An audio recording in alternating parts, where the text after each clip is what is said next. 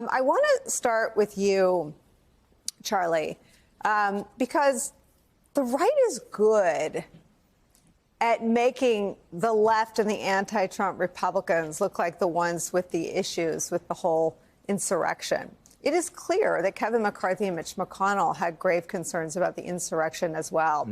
And all I could think of when I read these excerpts, and it's fantastic new reporting from these fantastic reporters, was the smears and the threats that Liz Cheney faces every single day are at the feet of Kevin McCarthy and Mitch McConnell, who see the insurrection, who see Donald Trump as she does. They just don't have the, I don't know, what body part can I say on TV, spine to say it.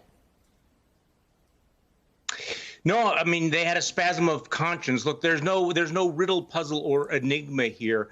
That Kevin McCarthy and Mitch McConnell knew what the right thing to do was, and they refused to do it. And you're right, of course, this is profiles in cowardice, but I think it's actually worse than cowardice, because what you see here is the cynicism, the deep cynicism that puts their ambition and their desire for power above doing what they knew was the right thing, above protecting the Constitution. Mitch McConnell understood, if this is not impeachable, I don't know what is. And yet, when he had the choice between doing his job, doing his duty, upholding his oath, and taking the steps that he thought he needed to do to protect his power, he probably very easily decided that I'm going to go with power. So, yes, you have capitulation, you have cowardice, but you have a deep, deep, deep cynicism as well. You know, Harry Litman, at the center of the January 6th committee's work isn't just an investigation into how January 6th happened. It's an investigation into making sure that it doesn't happen in 2024. And when you've got all this knowledge of Trump's misconduct around the 6th, how do you not subpoena the Republican members to come in as part of that effort to make sure that the levers they were willing to pull and did pull aren't pulled again should Trump sort of ascend again as a nominee of his party?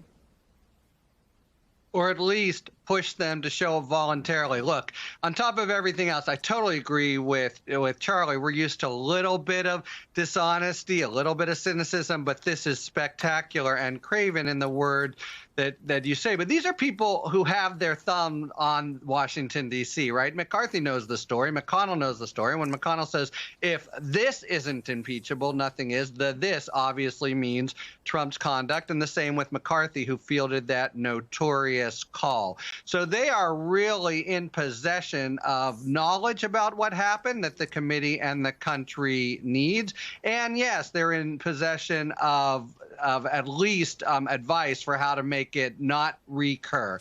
So they need them. And even if it means a fight or some kind of, political Sturm und Drang, they ought to do it starting with some kind of voluntary effort. And maybe this, you saw that McConnell didn't try to dispute it. McCarthy, of course, has. Maybe this will be the impetus to at least make them show up voluntarily. We have a similar issue coming up with Pence, but could they at least speak to that aspect of what Trump did and what they knew about it? It would be really helpful. Well, and Betsy, that's the 1-6 committee. On the other side is this newly expanded, or at least it's newly public, that an expanded DOJ investigation. Kevin McCarthy uses the word on this call with a whole lot of people on the line that he faulted Trump for, quote, inciting people, and reiterated that what the president said was not right by any shape or any form. I mean, incitement and the intersectionality of Donald Trump and the extremists and the rioters is at the heart of the newly expanded DOJ probe. How do they not turn into DOJ witnesses as well? Incitement is a legal term. And the fact that Kevin McCarthy, who had direct knowledge of the president's state of mind before, during, and after the riot, used that term is something that, without question, would perk up ears over at the Justice Department.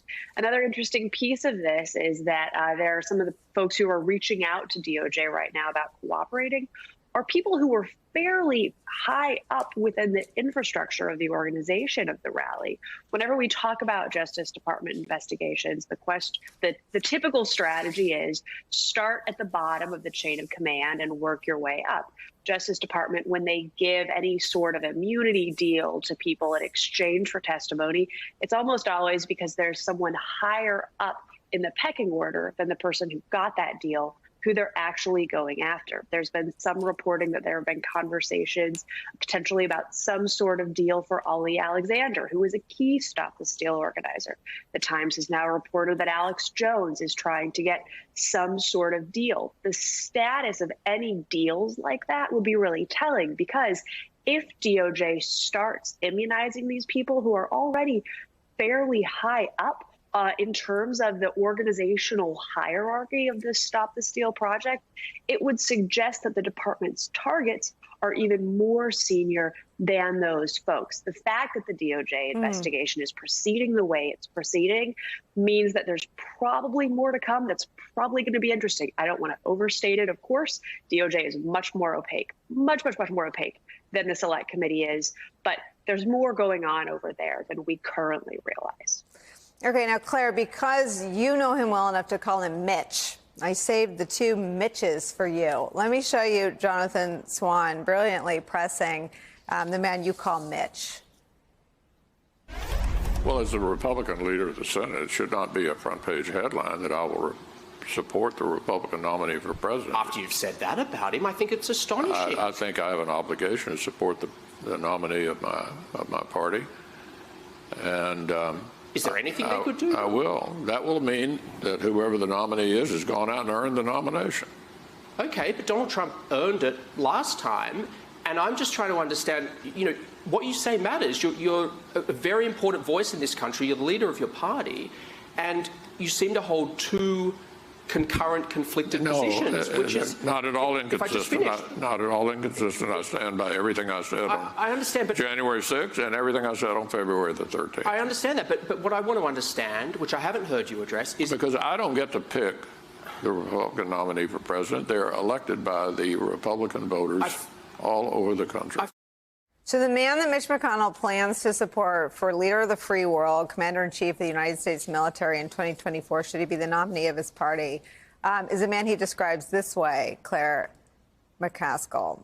He says, quote, the Democrats are going to take care of Trump, the, quote, son of a bitch, for us, he said, referring to Pelosi's determination to bring impeachment charges that very week. He describes Trump as, quote, practically and morally responsible for provoking the events of January 6th. I don't know what else anyone ever has to say about Mitch. Well, Mitch and Kevin McCarthy and, I can go down a list. Rob Portman, Pat Toomey, John Thune, on and on and on. Now, some of them may have voted to impeach, but here's what they all did, Nicole.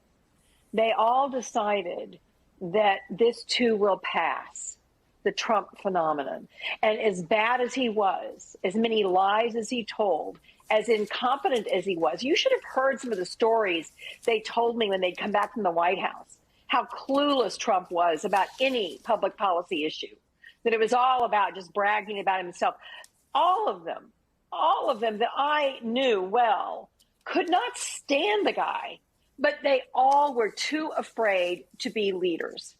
And how appropriate that today, when the Kennedy Library announced their annual Profiles in Courage Award, and they gave it to people who have protected democracy, both internationally and at the federal level and at the local level, including Zelensky and Liz Cheney and some local officials that have done the right thing. How appropriate that this would come out today, where we really see the essence of cowardice in politics, the desire to get elected being way more important than now history writes this ugly chapter.